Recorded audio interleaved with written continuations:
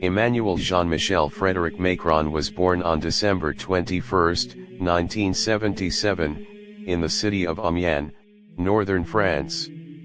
His parents were both professionals, his father Jean-Michel Macron a professor of neurology and his mother Françoise Nogues a physician. Raised in a comfortable middle-class household, Macron was the eldest of 3 siblings.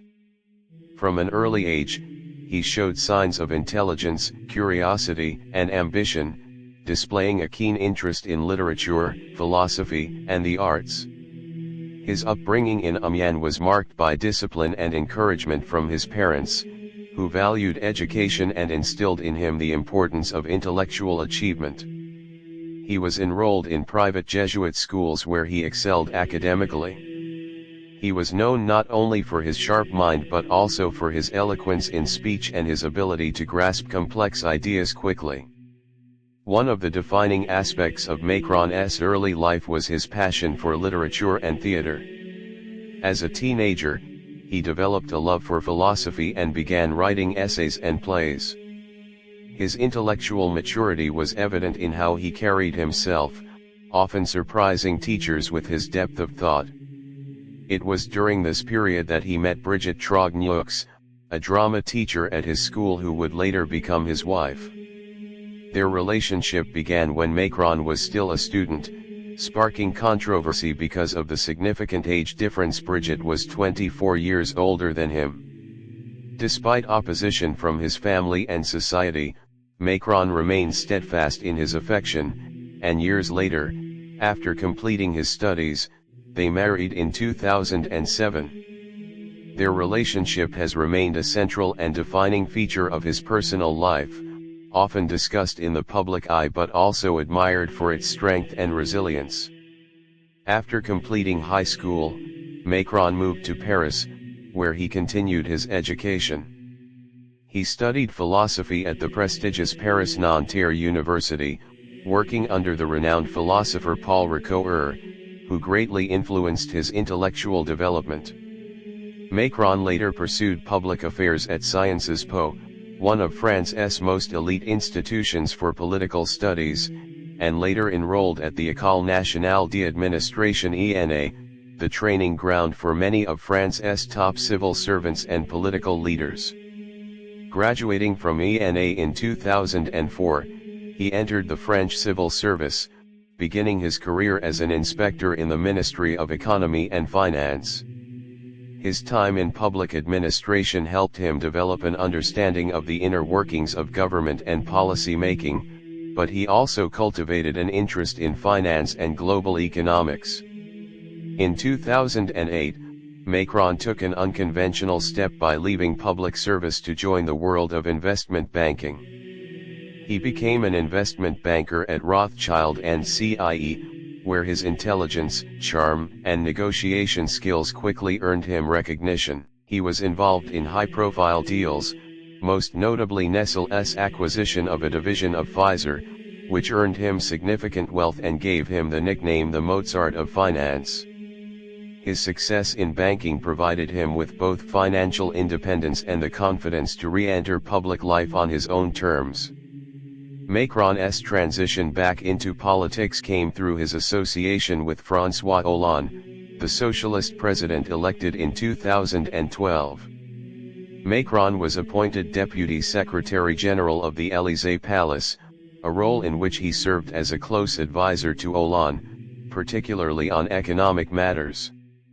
His pragmatic approach, liberal economic views, and emphasis on modernization set him apart from the traditional left-wing politics of the Socialist Party. In 2014, he was appointed Minister of the Economy, Industry, and Digital Affairs under Prime Minister Manuel Valls. In this role, Macron pushed for labor reforms and pro-business policies that aimed to liberalize the French economy, encourage entrepreneurship, and attract investment. His policies, however, provoked opposition from unions and segments of the left who accused him of undermining worker protections. By 2016, Macron had grown disillusioned with the Socialist Party and the limitations of traditional politics. He resigned from the government and launched his own political movement, La République En Marche. Republic on the Move, positioning it as centrist, progressive, and independent from the traditional left-right divide that had dominated French politics for decades. His movement attracted a wide base of supporters, from young professionals to disillusioned voters seeking fresh leadership. Macron presented himself as a reformer who could modernize France, strengthen the European Union, and balance social justice with economic dynamism. In 2017, Macron announced his candidacy for the presidency. At just 39 years old, he was relatively inexperienced compared to his rivals, but his charisma, optimism, and centrist message resonated with many voters tired of the political establishment. His campaign emphasized European unity, globalization, and reform, standing in stark contrast to the populist and nationalist movements rising across Europe. Macron's main challenger was Marine Le Pen of the far-right National Front, whose anti-immigrant and anti-EU stance alarmed many French citizens.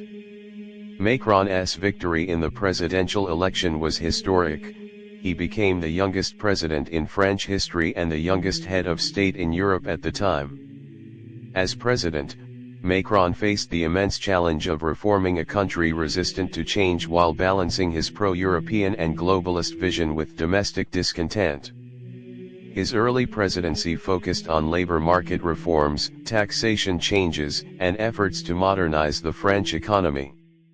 He advocated for deeper European integration, often portraying himself as a champion of the European Union, especially in the wake of Brexit. On the international stage, Macron positioned himself as a mediator between global powers, fostering relations with the United States, Russia, and China, while also emphasizing climate change and multilateralism. He hosted international summits and sought to restore France's influence as a global power. However, Macron's presidency was far from smooth.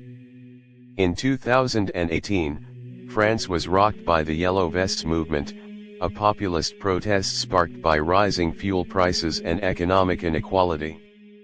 The protests quickly evolved into a broader critique of Macron's leadership, with demonstrators accusing him of being the president of the rich.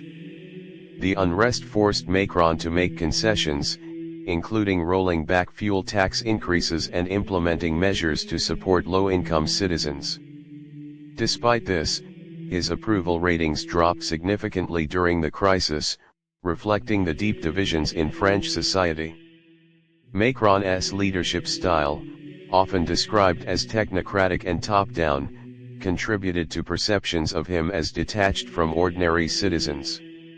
In foreign policy, Macron has tried to assert independence from both the United States and other European powers. He has often spoken of Europe's need for strategic autonomy, urging the EU to rely less on American security guarantees and to build its own capacity in defense and global affairs. He has also engaged in complex diplomacy with Russia, Turkey, and African nations, sometimes drawing criticism for balancing between cooperation and confrontation. His strong stance on climate change, including his famous appeal to American scientists after the U.S. withdrew from the Paris Agreement under Donald Trump, highlighted his desire to position France as a leader in global environmental policy. Macron's personal life continues to draw public attention, particularly his marriage to Brigitte Macron. Their relationship, unconventional in its beginnings, has remained one of the most enduring and closely scrutinized aspects of his public persona. Brigitte, a former teacher and now France's First Lady, has been a constant presence by his side, advising him and supporting his political career. Their bond, though subject to tabloid fascination, is often portrayed as one of mutual respect and devotion. As Macron's presidency progressed, he faced challenges including the COVID-19 pandemic, which tested his leadership in unprecedented ways. His government implemented strict lockdowns, rolled out vaccination campaigns, and attempted to balance public health measures with economic recovery. While criticized for delays and bureaucratic hurdles, Macron also earned praise for his commitment to science and his efforts to ensure access to vaccines across Europe and the world. The pandemic further highlighted both the strengths and vulnerabilities of his leadership. In 2022, Macron ran for re-election, once again facing Marine Le Pen. His victory, though narrower than in 2017, marked a significant achievement, as he became the first French president in 2 decades to win re-election. His second term has been defined by ongoing debates about pension reforms, immigration policy, and France's role in a turbulent global order shaped by the war in Ukraine, tensions with Russia, and shifting alliances. His insistence on raising the retirement age sparked massive protests across France, once again highlighting the difficulty of implementing reform in a country deeply protective of its social system. Emmanuel Macron's legacy is still being written, but his journey from a young boy in Amiens to the Élysée Palace is remarkable in its own right. He has redefined French politics, breaking away from the traditional party system and creating a new centrist movement. He has sought to modernize France and strengthen Europe, all while navigating domestic unrest and global crises. His leadership reflects both the promise and the pitfalls of modern politics, where youthful dynamism and ambitious reform collide with entrenched social divisions and rising populist forces. Whether admired as a visionary reformer or criticized as an elitist technocrat, Macron stands as one of the most influential figures in contemporary European politics, a leader whose impact on France and the world will be debated long after his presidency ends.